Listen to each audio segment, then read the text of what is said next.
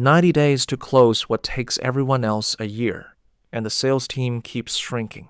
That's Palantir's CEO, Alex Karp, on the earnings call. A company already doing nearly $2 billion a quarter did not slow down.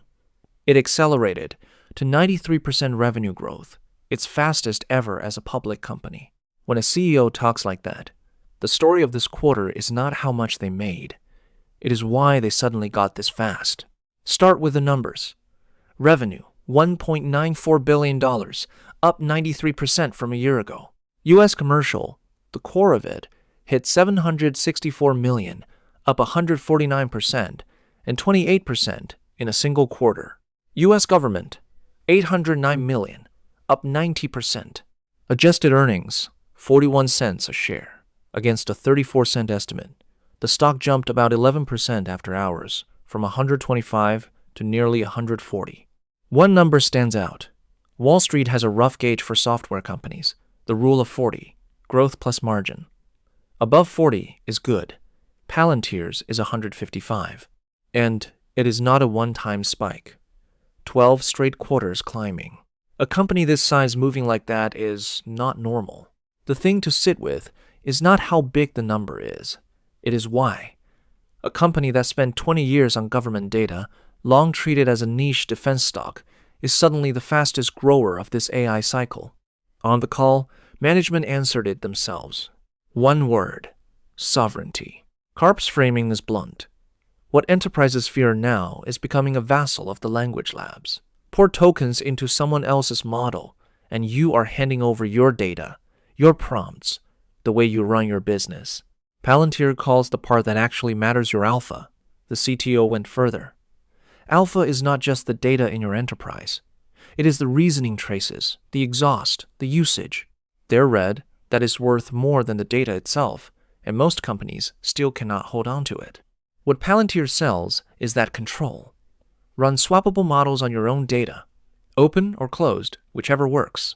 The CTO's example, an open model, no fine-tuning, beat the frontier model on their customers' real tasks within 24 hours. His line, "The public benchmarks are not measuring the work my customers actually need done." Whether that logic turns into money shows up in the leading indicators. U.S. commercial bookings, new signed contract value, grew 153%, up 81% from the prior quarter. Backlog rose 124%. Net dollar retention, 157. Bookings and backlog both running ahead of revenue. This is not a one-quarter pop. And because backlog is already about 1.8 times the full-year U.S. commercial guide, they raised the full-year revenue outlook on the spot to 82% growth. Karp went further.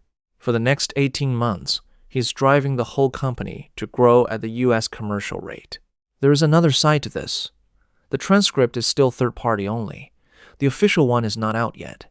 And the bigger one, valuation.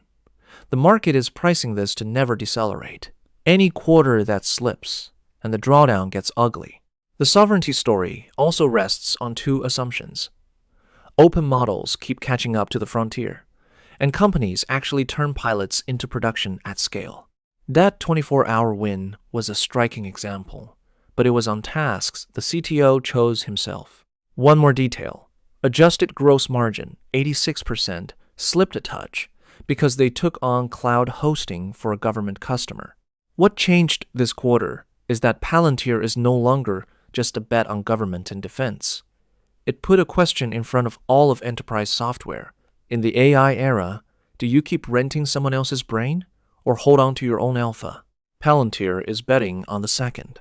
3 months from now, the Q3 report is the first reckoning. Watch 3 things. 1. Whether that 153% in bookings actually converts to recognized revenue. 2.